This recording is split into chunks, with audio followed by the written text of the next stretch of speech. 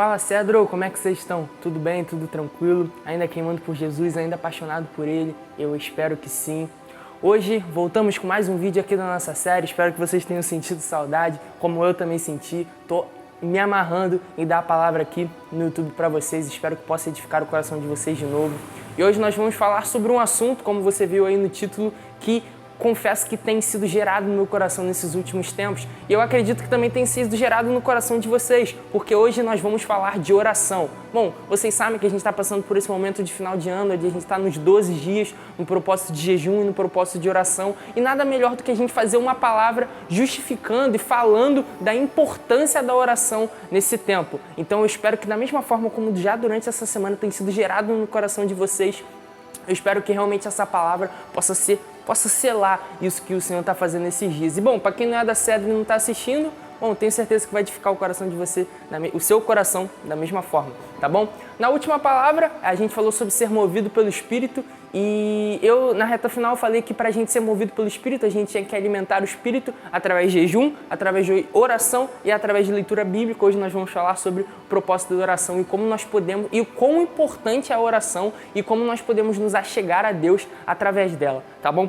O primeiro texto que a gente vai usar como referência é Lucas 11:1, que vai dizer assim: Jesus estava orando em certo lugar e quando terminou, um dos seus discípulos lhe pediu: Senhor, ensine-nos a orar como também João ensinou os discípulos dele. Nesse versículo a gente tem dois pontos importantes que eu gostaria de analisar com vocês. O primeiro, que o próprio Jesus orava. Se você lê os evangelhos, uma coisa que a gente está fazendo esses dias também, os jovens estão lendo todos os livros do Novo Testamento nessa reta final de ano. Se você está cumprindo esse propósito, se você está lendo os evangelhos, você vai ver que em diversos momentos, em diversas passagens, Jesus vai sair dos lugares públicos, vai sair do meio dos discípulos, do meio das multidões, e ele vai aos montes, ele vai aos altos dos montes para orar, para falar em secreto com Deus. Em João 17, a gente tem um capítulo inteiro de uma oração de Jesus. Em Lucas 22, em algumas passagens, vai falar que, em alguns versículos, vai falar sobre a oração de Jesus no Getsemane, que momentos antes dele ser preso e ser levado à crucificação, Jesus estava lá orando e ainda mais falando a Pedro: vigiai e orai, para que não caís em tentação. Ou seja, a gente vê como a oração era uma prática costumeira na rotina de Jesus. E se Jesus, que era Deus, ele era um com o Pai, ele tinha no seu cotidiano a prática da oração, então obviamente a gente deve ter também. E a gente deve se apaixonar ainda mais por essa prática.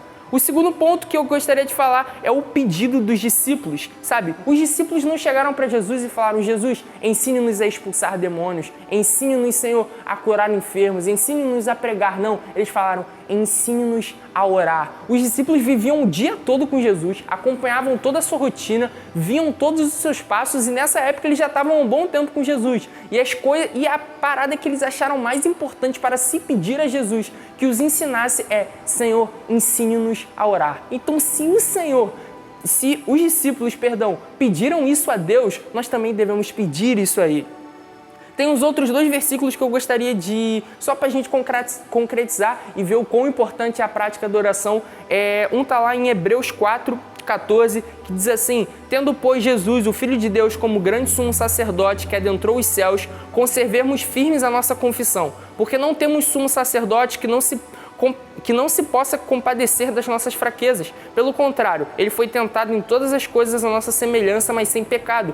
Portanto, aproximemo-nos do trono da graça com confiança, a fim de recebermos misericórdia e encontrarmos graça para ajuda em momento oportuno. Então, Jesus Cristo, ele faz o papel de mediador, a fim de que a gente, merecedor de nada, sem merecer a presença de Deus, sem merecer o favor de Deus, sem merecer a graça de Deus, a fim de que a gente adentrasse na presença de Deus com confiança, a gente entrasse, a gente pudesse chamar Deus de Pai e pudesse contar com os seus ouvidos na hora que a gente fosse orar.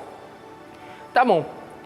Agora a gente vai analisar de uma outra forma um pouco a oração. Lá no livro de Salmos, que é o principal livro de oração da Bíblia, a gente vai ver que existem diversas formas de se orar. Existem pedidos de súplicas em momentos de tristeza, existem cânticos de adoração a Deus em momentos de alegria, existem lutas, os próprios discípulos vão orar, né, nas passagens do Novo Testamento para repreender demônios e exercer a autoridade que nos foi dada em Cristo. Ou seja, a gente consegue ver que existem diversas formas de se manifestar a oração. Ou seja, não quer dizer que uma está certa, a outra está errada. Quando Deus ele foi escolher o que estava na Bíblia, ele, no livro de Salmos, escolheu que teriam orações que realmente eles clamariam sem sentir a presença de Deus, mas também teriam orações que realmente a gente sentiria a presença de Deus e a gente o adoraria. E novamente, voltando aos versículos que a gente leu sobre Hebreus, a gente pode ter certeza que independentemente se a gente está sentindo ou não, independente se a gente está ali naquele momento com vontade ou não, independente se é na tristeza, na alegria, na angústia, a gente pode ter a certeza de que Deus está nos escutando, que Deus é um Pai que se preocupa com as nossas orações e que chega aos seus ouvidos. E para finalizar, eu gostaria de citar alguns versículos lá do livro de Josué, para a gente ver, quando Deus escuta as nossas orações, o que é capaz de ser feito, o que é capaz de acontecer. Lá em Josué 10, do 12 até o 14, diz assim: Então Josué falou ao Senhor, no dia em que o Senhor entregou os amorreus nas mãos dos filhos de Israel. E na presença dos israelitas, ele disse: Sol, detenha-se em Gibeão, e você, lua, pare no vale de Ajalon. E o sol se deteve, e a lua parou, até que o povo se vingou dos seus inimigos. Não está isso escrito no livro dos justos? O sol se deteve no meio do céu, e não se apressou a pôr-se, por quase um dia inteiro. Não houve dia semelhante a este, nem antes nem depois dele, tendo o Senhor assim atendido a voz de um homem, porque o Senhor lutava por Israel. Então essa passagem nos mostra o poder da oração. E quando nós clamamos com fé e tendo a certeza que através do sacrifício de Jesus na cruz, nós podemos nos achegar na oração, no ambiente de adoração, confiantes, sabendo que Deus nos escuta e sabendo que nós estamos na presença dele mesmo sem sentir, aí nós conseguiremos testemunhar dos poderes de Deus através da oração. Então que nesses dias a gente possa intensificar a nossa rotina de oração e a gente possa realmente adotar isso como uma prática